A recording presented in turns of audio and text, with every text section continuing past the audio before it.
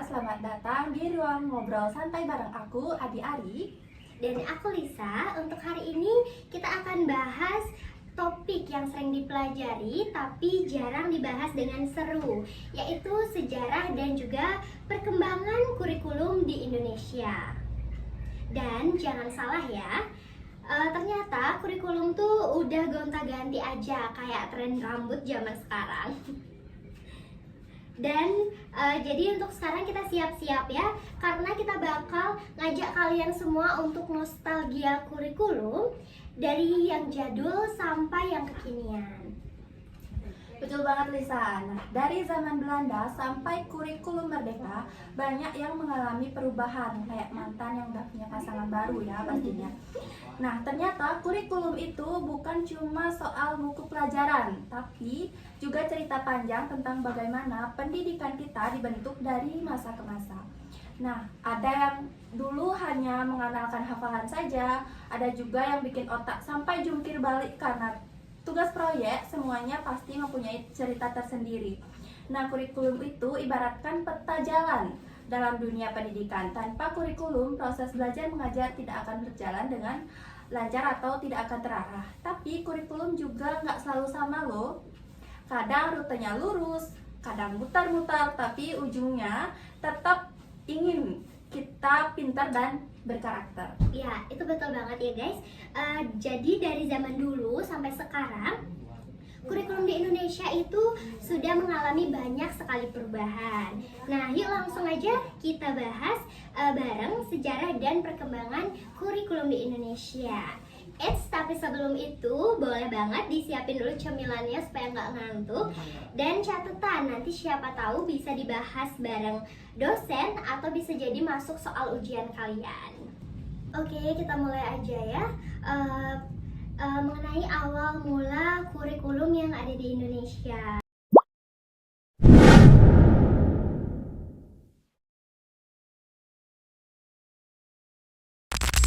Oke, kita langsung aja mulai dari awal mula kurikulum yang ada di Indonesia ya. Untuk pertama-tama bisa dimulai dari Adi-Ari dulu. Oke, kurikulum pertama di Indonesia dimulai sejak masa penjajahan Belanda. Nah, waktu itu pendidikan cuma untuk kalangan tertentu saja dan tujuannya bukan mencerdaskan bangsa, tapi untuk kepentingan penjajah saja. Ya, aku setuju banget ya, dan itu benar banget.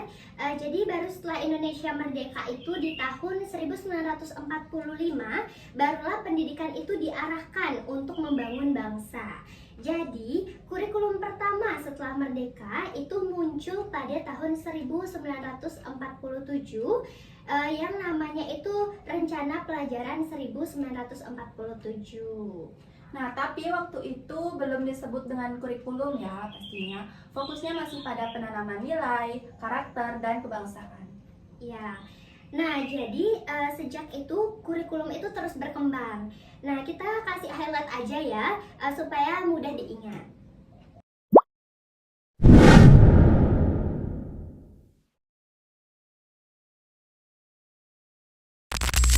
Yang pertama itu perkembangan kurikulum 1952. Kurikulum ini mulai lebih terstruktur pastinya karena ada silabus di setiap mata pelajarannya. Nah, kurikulum ini adalah kurikulum pertama yang rapi karena setiap mata pelajaran pastinya mempunyai tujuan, materi, dan waktu yang jelas. Jadi guru lebih mudah untuk menyusun pembelajaran. Iya, setelah kurikulum 1952 itu terdapat kurikulum 1964. Nah, pada kurikulum 1964 ini tentunya fokus pada Pancawardhana, yaitu 5 aspek perkembangan. Yang pertama itu ada moral, ada kecerdasan, ada emosional, keterampilan, dan juga jasmani. Nah, jadi di sini belajar itu nggak cuma soal nilai akademik saja, tetapi juga pembentukan karakter dan visi. Jadi siswa itu menjadi berkembang seutuhnya, seperti itu. Oke, selanjutnya adalah perkembangan kurikulum 1968 yang biasa disebut dengan era Orde Baru, di mana kurikulum ini fokus pada pendidikan dasar dan nilai-nilai Pancasila. di mana negara ingin membentuk generasi yang nasionalis dan disiplin, materi pembelajarannya jadi lebih terpusat dan seragam di seluruh Indonesia.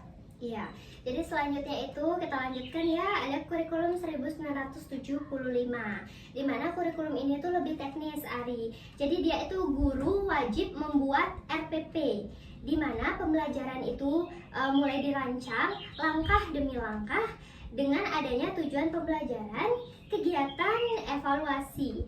Nah, jadi guru itu bisa menjadi lebih profesional lagi, seperti itu. Oke, selanjutnya itu ada kurikulum 1984, di mana kurikulum ini fokus pada proses belajar aktif atau CBSA, yaitu cara belajar siswa aktif, di mana siswa pastinya diajak untuk aktif selalu untuk bertanya, berdiskusi, dan menemukan jawaban sendiri. Nggak cuma hanya mendengarkan penjelasan dari guru saja. Iya, jadi selanjutnya ya ada kurikulum 1994. Nah, di kurikulum ini cukup unik ya. Jadi dia itu isi materi yang padat dengan jam pelajaran yang banyak juga. Jadi siswa belajar banyak mata pelajaran dalam kurun waktu yang terbatas, sehingga akhirnya malah bikin siswa itu kewalahan dan juga guru mengalami kewalahan seperti itu. Oke, kita lanjut aja ya. Oke, selanjutnya itu adalah kurikulum 2004 atau KBK, di mana kurikulum ini fokus pada hasil dan keterampilan siswa, di mana siswa pastinya dituntut untuk bisa melakukan sesuatu, bukan cuma tahu akan teori. Misalnya, nggak cuma tahu rumus, tapi juga bisa menerapkannya dalam kehidupan sehari-hari. Nah, seperti itu ya guys, kurikulum 2004 atau KBK. Kita lanjut aja ya ke kurikulum yang familiar, yaitu kurikulum 2006 atau yang biasa disebut KTSP. Nah, jadi di sini sekolah itu bebas menyusun kurikulum sendiri sesuai dengan kebutuhannya masing-masing. Di sini guru itu bisa lebih kreatif menyusun materi, tetapi tetap mengacu pada standar nasional itu sendiri. Tetapi tetap mengarah ke arah yang lebih fleksibel, tapi dia tetap terarah, tetap tersusun seperti itu. Oke, kita bisa lanjut. Oke, selanjutnya itu ada perkembangan kurikulum 2013 atau Kurtilas, di mana kurikulum ini membentuk siswa untuk menjadi lebih aktif, kreatif, dan berkarakter.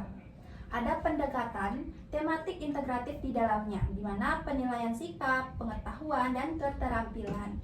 Juga menekankan kerja kelompok dan berpikir kritis. Yang terakhir itu kita berlanjut ke kurikulum yang kita gunakan sekarang tentunya, yaitu kurikulum Merdeka. Nah, kurikulum Merdeka ini kita gunakan dari tahun 2022 sampai sekarang ya guys ya, masih kita gunakan, di mana siswa itu bebas belajar sesuai minat dan bakat mereka masing-masing. Pasti Ari suka kan belajar sesuai minat dan juga bakat Ari? Iya, pastinya ya. Adanya proyek penguatan profil belajar Pancasila, di mana fokusnya itu pada nilai-nilai seperti gotong royong, mandiri, kritis, dan cinta terhadap lingkungan. Jadi di sini guru itu juga bisa memilih dan mengatur materi sesuai dengan kebutuhan siswanya.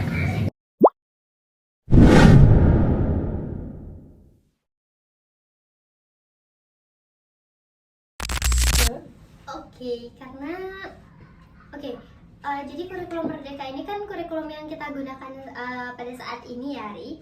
Bolehlah sedikit kita bahas mengenai kurikulum Merdeka yang kita gunakan pada saat ini. Nah, gimana nih menurut Ari? Menurut Ari gimana kurikulum Merdeka yang kita gunakan pada saat ini? Oke, baik, langsung saja kita bahas tentang kurikulum Merdeka yang saat ini kita gunakan ya. Nah, kurikulum Merdeka pastinya kurikulum yang lebih fleksibel, di mana guru bebas mengembangkan materi sesuai dengan kebutuhan siswa. Jadi, pembelajaran bisa lebih disesuaikan dengan kondisi daerah, budaya lokal, dan kemampuan siswa. Jadi nggak kaku kayak dulu lagi.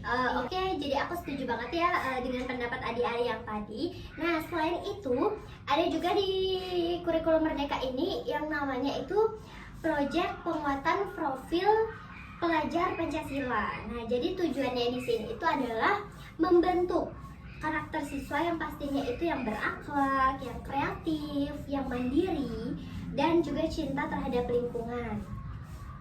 Nah, jadi di dalam proyek ini itu bisa berupa kegiatan nyata. Mungkin contoh kecilnya itu seperti menanam pohon, membuat kerajinan, sampai diskusi tentang toleransi. Dan yang pasti pembelajarannya itu sangat seru dan juga bermanfaat. Seperti itu. Nah, dan yang paling pentingnya siswa diajak untuk belajar sesuai dengan minat dan bakat mereka pastinya. Misalnya yang suka seni bisa lebih fokus ke pelajaran seni, yang suka teknologi bisa belajar coding sejak dini. Jadi belajar terasa lebih menyenangkan dan nggak membosankan. Oke, jadi demikian ya sedikit pembahasan kita mengenai sejarah dan juga perkembangan kurikulum di Indonesia. Semoga tadi penjelasannya bisa dengan mudah kalian semua pahami ya. Tapi sebelum kita akhiri ya, aku mau sedikit bertanya sama Ari. Menurut Ari mungkin bisa diutarakan sedikit pendapatnya mengenai perkembangan kurikulum yang terjadi dari dulu hingga sekarang. Mungkin bisa dipaparkan sedikit pendapatnya. Oke, baik. Seperti yang sudah kita lihat, bagaimana kurikulum terus berkembang dari masa ke masa untuk menyesuaikan dengan kebutuhan zaman. Nah, perubahan itu pastinya sangat penting. Dan supaya pendidikan tetap relevan, berjalan dengan lancar dan nggak ketinggalan zaman. Oke, ya bagus banget. Terima kasih Arya untuk pendapatnya. Mungkin sekarang Lisa, menurut Lisa bagaimana kesimpulan dari topik yang sudah kita bahas hari ini? Oke, jadi sedikit kesimpulan dari aku ya guys ya. Menurut aku kurikulum itu kayak playlist ya. Jadi setiap generasi itu pasti punya versi terbaiknya masing-masing. Dan semuanya itu pasti punya tujuan yang sama, yaitu membuat siswa menjadi pribadi yang lebih baik lagi. Seperti itu ya. Oke, dari dulu yang mengharuskan kita untuk selalu menghafal rumus, materi, sampai yang sekarang lebih fleksibel dan bebas untuk berekspresi. Nah, ini bukti kalau pendidikan juga ikut berkembang bareng perkembangan teknologi dan masyarakat. Iya, itu benar banget ya. Dan kita berharap semoga apa yang kami sampaikan ini bisa menambah wawasan dan bermanfaat untuk teman-teman semuanya. Nah, kalian juga bisa nih mulai refleksi pada diri masing-masing, suka kurikulum yang mana, seperti itu. Menurut kalian gimana nih? Kurikulum Merdeka ini cocok juga nggak dengan gaya belajar kalian? Atau kalian lebih nyaman dengan kurikulum sebelumnya?